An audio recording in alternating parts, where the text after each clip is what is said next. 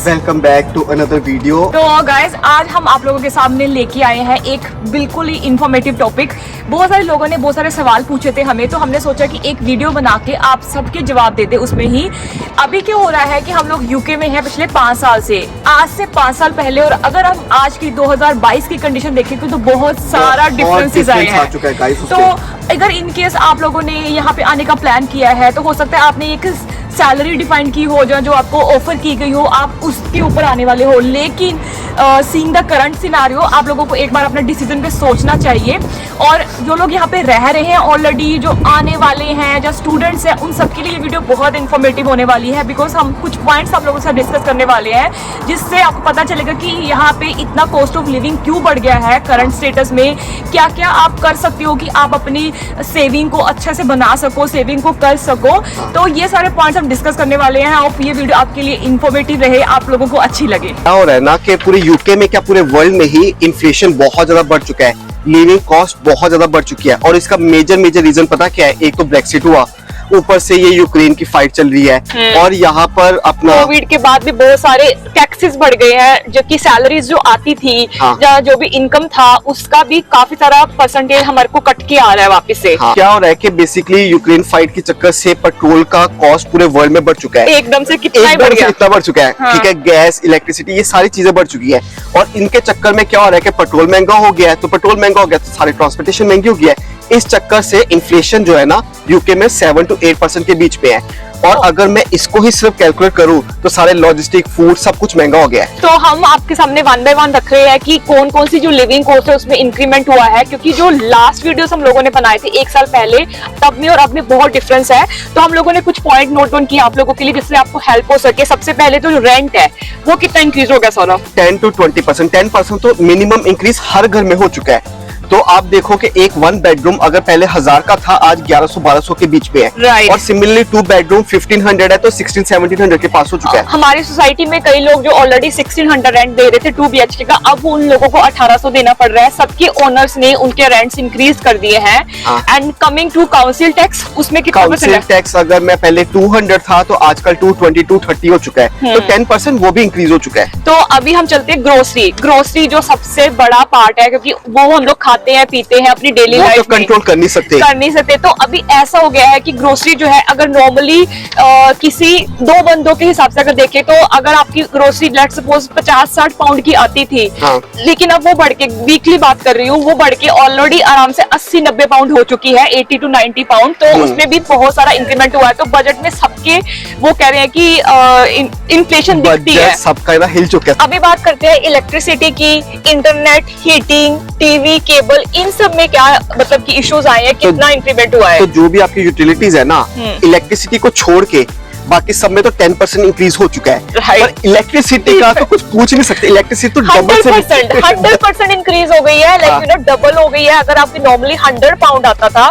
अभी वो बढ़ के 200 पाउंड बिल हो चुका है। आप इमेजिन कर सकते हो कि हम लोग सोच के लाइट चला रहे हैं कि भाई इतना बिल आ रहा है, और वो इतना तो है ही, मिनिमम आना ही आना है, आप इसमें कुछ कर ही नहीं सकते हो। तो आप खुद देख के चलो कि अगर कोई बंदा ऑलरेडी 500-600 या 1000 पाउंड की सेविंग कर रहा है, तो जब आपका ऑलरेडी इन्फ्लेशन बढ़ने की वजह से 400-500 पाउंड तो ऐसे बढ़ गया, तो आपकी सेविंग कितनी कम हो गई है। मेजर इंपैक्ट आपकी सेविंग पे आ रहा है। तो उसके साथ बोलूंगी जो टैक्स है वो तो आई थिंक 40% ही रहा है, लेकिन टैक्स जिनका 20% है उनका 20% है, जिसका 40 है। पर इन्होंने ना एक कंपोनेंट होता है हमारे सैलरी के अंदर जिसका नाम है नेशनल इंश्योरेंस। राइट। तो गवर्नमेंट ने उसको बढ़ा दिया, क्योंकि पिछले कोविड के चक्कर में जितने भी वेलफेयर हुए लोगों को खाना पीना गवर्नमेंट जो प्रोवाइड किया था, उसको कवर अप करने के लिए उन्होंने NI बढ़ा दिया है। तो NI बढ़ने के चक्कर में क्या हुआ है कि जितनी भी सैलरीज हमें आ रही है वो सब अभी कट के आ रही है। तो नॉर्मली सब लोग एक दूसरे से डिस्कस करने लगे, भाई सैलरी क्यों कम होगी सैलरी, तो पता चला कि भाई NI कट के आ रहा है, जिसकी वजह से कुछ नहीं कर सकते, वो जो कट के आना है वो आना ही है। बट आप देख सकते हो कि आपकी जो सैलरी है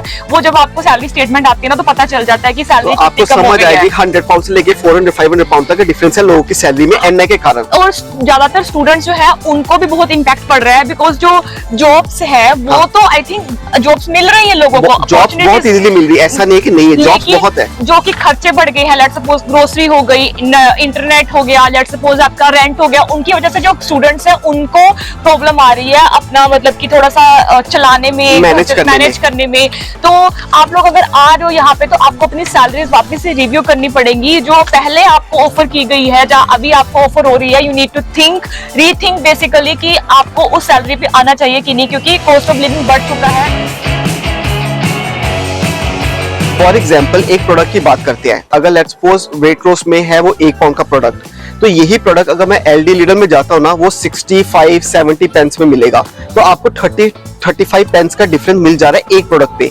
तो यही चीजें, मार्जिन बहुत है, आप किसी अच्छे डिस्काउंटेड स्टोर में जाओ, आपको बेनिफिट मिलेगा। तो अब हम बात करते हैं कि ग्रोसरी तो आपने इस तरह से बचा ली, लेकिन अगर आप रेंट, जो कि एक सबसे बड़ा लिविंग कॉस्ट है, उसको आप कैसे रिड्यूस कर सकते हो उस कॉस्ट को। तो सबसे अच्छा ऑप्शन है कि सबसे पहले हमें देखना चाहिए कि अगर हम लेट्स सपोज रह रहे हैं किसी ऐसे एरिया में जो कि है स्टेशन के पास या फिर मेन मार्केट के पास, आप वहां पे ना रह के थोड़ा सा दूर रह सकते हो, क्योंकि वहां पे ऑटोमेटिकली जो रेंट है वो आपके कम हो जाएंगे। ऑफ कोर्स अगर आप किसी मेन स्टेशन के पास रह रहे हो या फिर मेन मार्केट के पास रह रहे हो तो रेंट डेफिनेटली 100 पाउंड आपके ज्यादा ही होता है, लेकिन अगर आप थोड़ा दूर रहते हो तो आपको रेंट में भी थोड़ा सा डिक्रीमेंट आ तो अगर आप दूर रहते हो तो डेफिनेटली आपका रेंट भी कम हो जाएगा। एंड अब मैं अपने पर्सनल एक्सपीरियंस से आप लोगों को एडवाइस दे सकती हूँ, जैसे कि जो स्टूडेंट्स हैं, अगर कोई स्टूडेंट स्टूडियो में रह रहे हैं तो वो ट्राई कर सकते हैं, अगर उनके बजट में प्रॉब्लम आ रही है तो वो शेयरिंग अपार्टमेंट में रह सके। आजकल यहाँ पे शेयरिंग अपार्टमेंट मिलते हैं जिसमें क्या होता है कि 3 बेडरूम है तो एक आपका जो रूम है वो प्राइवेट आपको मिल जाएगा विद अटैच्ड बाथरूम, तो आप वो कंसिडर कर सकते हो, उसमें भी आपका रेंट थोड़ा है बच जाएगा। अगर आप कोई कपल हो, मैरिड कपल हो या फिर फ्रेंड्स हो, 2 आ रहे हो और आपकी अभी मतलब आप मैरिड नहीं हो, तो आप इकट्ठे रहने का ट्राई कर सकते हो एक 1 BHK में, वो भी आपका कॉस्ट रिड्यूस कर सकता है। एंड स्पेशली जो लोग बच्चों के साथ आ रहे हैं वो अगर 2 BHK लेने का सोच रहे हैं तो they can try to take 1 BHK, क्योंकि यही छोटी छोटी चीजें हैं जो आपकी कॉस्ट को रिड्यूस कर सकती हैं। एंड ऑल्सो थोड़ा सा स्टेशन से दूर हो सकता है, आपको 15-20 मिनट चल के आना पड़े, but that is more I think sufficient और बेनिफिशियल कि अगर आपको रेंट ज्यादा देना पड़े। तो अभी हम बात करते हैं one of the most important question जो बहुत बार पूछा जाता है, जो इंडियंस लोग हैं वो जो यहाँ से रहने के लिए आ रहे हैं यूके में, उन लोगों ने हमें पूछा है कि कौन कौन से एरियाज है वो अच्छे हैं यहाँ पे रहने के लिए, स्पेशली इन लंदन, जैसे कि हम लंदन में रह रहे हैं। हाँ। तो आज हम आप लोगों को अपना एक्सपीरियंस शेयर करेंगे कि कौन से एरियाज में आप रह सकते हो एज एन इंडियन। अगर आप देखते हो कि इंडियन ग्रोसरी पास में मिल जाए, थोड़े इंडियन कल्चर वहाँ पे, इंडियन कम्युनिटी हो, टेम्पल गुरुद्वारा वगैरह साथ में हो, तो हम आप लोगों के साथ वो एरियाज शेयर करेंगे। इस पर डिस्क्लेमर है कि ये हमारी रिसर्च है, ऐसा नहीं है कि कोई एरिया मिस हो गया तो प्लीज बाद में मत बोलिएगा। हाँ। हमने थोड़ा बहुत जो रिसर्च कर सकते थे हमने कोशिश किया कि सारे एरियाज कवर करें, क्योंकि हम यहाँ पे रह रहे हैं, हमारा अपना एक्सपीरियंस भी शेयर करेंगे कि भाई हम लोग आप लोगों को बता दें कि हम लोग हैरो एरिया में रह रहे हैं, बिकॉज वहां से मेरा ऑफिस और सौरभ का ऑफिस मतलब कि ऐसा है कि मेरा ऑफिस भी 20-25 मिनट है और इसको भी 40 मिनट लगते हैं। तो हर बंदा अपने ऑफिस के हिसाब से भी देखता है कि उसको क्या प्रेफर रहता है। कुछ लोग हमारे फ्रेंड्स हैं वो अलग एरियाज में भी रहते हैं, लेकिन it is all up to you कि आप कहाँ रहना चाहते हो। तो let's start with central London. Saurabh, अगर सेंट्रल लंदन है तो हम पहली चीज तो ये बोलेंगे कि अवॉइड करो, क्योंकि उनका 1 बेडरूम ही है ना, वो कुछ 23-2500 पाउंड का है, 2500 पाउंड का है। हाँ, बेसिकली वहाँ पे अगर आप सेंट्रल वाले एरिया में रह रहे हो तो दैट इज अगेन की मतलब रेंट बहुत ज्यादा इन्वॉल्व होगा उसमें। रहने को आप रह सकते हो अगर आप अफोर्ड कर सकते हो, but that is going to be very very costly, especially जो लोग आते हैं यहाँ पे कि अभी नया नया स्टार्ट करना है। तो हम आपको कुछ, और वहाँ पे आपको फिर इंडियन कम्युनिटी का इशू हो जाता है, क्योंकि वहाँ पे आपको इंडियंस लोग ज्यादा मतलब कि रहने पर्पज से नहीं एरिया मिलेगा, वो चीज हो जाती है। पर अगर स्टिल आप रहना चाहते हो तो 2 एरियाज के मैं नाम ले लेता हूँ। एक है लिवरपूल स्ट्रीट, क्योंकि वहां पर ना सारे बिजनेसेस, सारे ऑफिसेज वहीं पर खुले हैं, और सेकंड है बैंक्स। तो आप इन 2 एरिया को टारगेट कर सकते हो रहने के लिए, अगर आपको सेंट्रल लंदन हार्डकोर में रहना। तो let's start with east London area. अगर आप लंदन में आ रहे हो तो वहां पे आपको काफी सारे ऑप्शंस मिल जाएंगे रहने के लिए, क्योंकि वहां पे ना बहुत सारे कंपनीज हैं, MNCs हैं, बैंक्स हैं, जॉब्स बहुत सारी है वहां पे। तो और रेंट्स भी थोड़े कम है, डिसेंटली कम है बाकी एरिया से। हाँ, as compared to central London अगर हम बात करें। तो मैं आपको एरियाज के नाम बता देती हूँ, यहाँ पे आपको डिस्प्ले पे भी दिखेंगे। Royal Victoria, Cross Harbour, South South Quay, Canary Wharf, Royal Docks, Greenwich, East Ham, Ilford, Barking. तो अब हम आपको बता देते हैं कि बैचलर के हिसाब से कौन सा अच्छा है एरिया रहने के लिए, कपल के हिसाब से, और फिर अगर आप बच्चों के साथ आ रहे हो तो उसके हिसाब से। तो आप डिसाइड कर सकते हो कि आपकी प्रेफरेंस क्या है। तो अगर मैं बैचलर्स की बात करूं तो पूरा का पूरा कैनरी वॉर्फ, साउथ क्यू, ये एरिया ना मेजर एरिया है जो बैचलर्स लोग वहां पर रहते हैं, क्योंकि वहां पर स्कूलिंग इतनी ज्यादा अच्छी नहीं है। तो अगर मेरे जितने भी फ्रेंड्स हैं ना जो कि बैचलर्स है, अगर आपको पार्टी लवर हो तो ये एरिया आपके लिए परफेक्ट एरिया है। और साथ में बता दूं कि एरिया में बड़ी बड़ी बिल्डिंग्स दिखेंगी, वहाँ पे आपको कनाल दिखेगी, थेम्स रिवर है, तो मतलब एक ना मिनी न्यूयॉर्क जैसा फील आता है वहाँ पे। सारे बैंक्स ही वहाँ पर है, HSBC ले लो, आप JP मॉर्गन देख लो, तो सारे के सारे बैंक्स वहाँ पर है। बड़ी बड़ी बिल्डिंग्स हैं, तो रहने के पर्पज से वाइब्स काफी अच्छी है, पार्टी वाइब्स है, बैचलर वाइब्स है। लेकिन अगर आप बच्चों के साथ आ रहे हो तो हम लोग आपको मतलब एडवाइस करेंगे कि आप उस एरिया को प्रेफर ना करें, क्योंकि स्कूलिंग वाइज वो एरिया ज्यादा अच्छा नहीं है। बहुत सारे जो लोग होते हैं, अगर उनके बच्चे हैं तो वो वहां से मूव कर जाते हैं किसी और एरियाज में जहाँ पे स्कूलिंग हो, ग्रामर स्कूल्स मिल जाए, उनको अच्छी ऑप्शंस मिले, घर बड़े मिले, क्योंकि वहाँ पे जो घर है ना वो बहुत छोटे हैं गाइस। क्योंकि रेंट थोड़ा सा मतलब एक्सपेंसिव है, एरिया थोड़ा सा मतलब पॉश है, तो वहाँ पे घर बहुत छोटे छोटे मिलते हैं। अगर आप बच्चों के साथ आ रहे हो तो डेफिनेटली आपको थोड़ा बड़ा घर चाहिए, तो वहाँ पे आप मत चूज कीजिएगा। एंड कमिंग टू थोड़ा सा इंडियन एरिया अगर आप चाहते हो तो ईस्ट हैम, इल्फर्ड और बार्किंग, ये पूरा का पूरा ना इंडियनाइज्ड एरिया, मतलब बहुत सारे इंडियंस रहते हैं, और इंडियन आपको वहाँ पे फूड मिल जाएगा, इंडियन टेम्पल्स, फिर गुरुद्वारा और कुछ मिलेगा। लेकिन फिर बात आती है कि कौन सा एरिया अच्छा है रहने के लिए। तो हम आपको रिकमेंड करेंगे बार्किंग में रह सकते हो। हाँ। एक तो वो है कि वहाँ पर एरिया में ना सिक्योरिटी अच्छी है।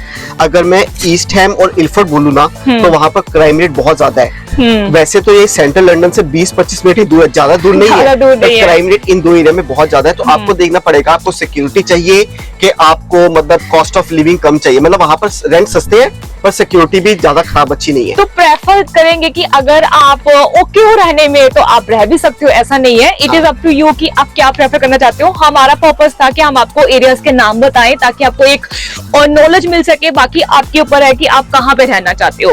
तो अभी हम बात करते हैं नॉर्थ वेस्ट लंदन की। हम रह रहे हैं गाइस नॉर्थ वेस्ट लंदन में, that is harrow area, and harrow is one of the कहते हैं ना कि most popular in Indians. Basically देखा जाए यहाँ पे आपको मिक्स्ड कल्चर मिलेगा, आपको ब्रिटिश भी मिलेंगे, इंडियंस भी मिलेंगे, तो मतलब मिक्स्ड वाइब्स आती हैं। 30% इंडियंस है, 60-70% ब्रिटिश है, बस 10% कोई यूरोपियन लोग हैं यहाँ पर। हाँ, मतलब तो बिल्कुल एक मिक्स्ड एरिया है, रहने के लिए भी अच्छा, खाने पीने के लिए भी अच्छा, आपको पूरा वर्ल्ड फूड यहाँ पर मिलता है। हाँ। एरियाज जो है ना इसके आसपास, जैसे कि वेम्बले, कॉलिंडियर, स्टैनमोर, एजवियर, कैंटन, ये ऑल एरियाज ना एक तो इंडियन इन्फ्लुएंस एरिया, मतलब यहाँ पर इंडियंस काफी अच्छी पॉपुलेशन है, 10-20% इंडियंस है यहाँ पर, ब्रिटिशर्स भी है 50-60%, 10% यूरोपियंस है। तो एक पूरा मिक्स्ड वर्ल्ड कल्चर है यहाँ पर, खाना पीना सबको सब कुछ अच्छा मिलता है। और अगर मैं रहने के लिए बोलूँ ना, schooling wise, education wise, travel wise बिल्कुल सेंट्रल लंदन से 30 मिनट की कनेक्टिविटी। अब हम बात करते हैं कि साउथ ईस्ट लंदन में कौन से एरियाज है जो बेस्ट है रहने के लिए। लेकिन इससे पहले मैं आपको बता दूं, जो साउथ ईस्ट एरिया है ना, that is very very good for grammar schools. तो आप बोलोगे ग्रामर स्कूल में ऐसा क्या, तो बहुत सारे लोगों को अगर नहीं पता तो grammar school is one of the best schools. Even private schools को भी वो कम्पीट करते हैं। वहां पे लोग एडमिशन लेने के लिए उनको टेस्ट देना पड़ता है, फाइट होती है कि भाई कौन से बच्चे को एडमिशन मिलेगी। It's very hard to get admission in grammar schools, और अगर आपको मिल जाती है तो कहते हैं कि बच्चे का करियर बन जाता है उस स्कूल में जाने में। तो दैट्स वाई कि ये एरिया अगर स्कूल पर्पस से देखा जाए, ग्रामर स्कूल पर्पस से, तो बहुत अच्छा है। बहुत सारे लोगों से बात करने के बाद पता चला कि कुछ एरियाज हैं जहाँ पे आप ट्राई कर सकते हो साउथ ईस्ट में। तो मैं आपको कुछ नाम बता देती हूँ, जैसे कि ओपिंगटन है, ब्रोमले है, फिर बैक्सले हेल्थ है, एंड देन वेलिंग है। हो सकता है इसके अलावा भी एरिया हो जो हमें नहीं पता हो, लेकिन this is as per our research. तो अगर आपका बच्चा जैसे कि 10 इयर्स 12 इयर्स की एज में है, ग्रामर स्कूल में जाने वाला है, तो आप इन एरियाज में रहने के लिए ट्राई कर सकते हो। ऑफ कोर्स जो रेंट वगैरह है वो आपको इंटरनेट पता चल जाएगा, अपनी बजट के हिसाब से आप देख भी सकते हो। और ये भी ऑप्शन होती है कि अगर आप उस ग्रामर स्कूल के पास रहते हो तो आपके बच्चे के एडमिशन के ज्यादा पॉसिबिलिटीज है, चांसेस हैं, बिकॉज यहाँ पे होता है कि कुछ किलोमीटर के अंदर आप रह रहे हो, 0.3 माइल के अंदर रह रहे हो तो आपको गारंटेड मिल जाएगी एडमिशन। 0.4 में रह रहे हो तो आपके चांसेस है 0.5 माइल के ऊपर चले आते हो तो आपको चांसेस बहुत कम हो तो जाते हैं। बहुत सारे लोगों को इस वजह से अपने घर भी चेंज करने पड़ते हैं कि हमारे बच्चे को अच्छे स्कूल में एडमिशन मिल सके। तो पेरेंट्स सैक्रिफाइस करते हैं, वो तो जब जो पेरेंट्स होंगे उनको ज्यादा पता होगा। अभी वाला टाइम आप लोगों को बाय बोलने का। मुझे झुक के बोलना पड़ रहा है क्योंकि इसका हाथ ऊपर जा ओ नहीं रहा है। नहीं भाई, ऐसा तो ये लो हाँ।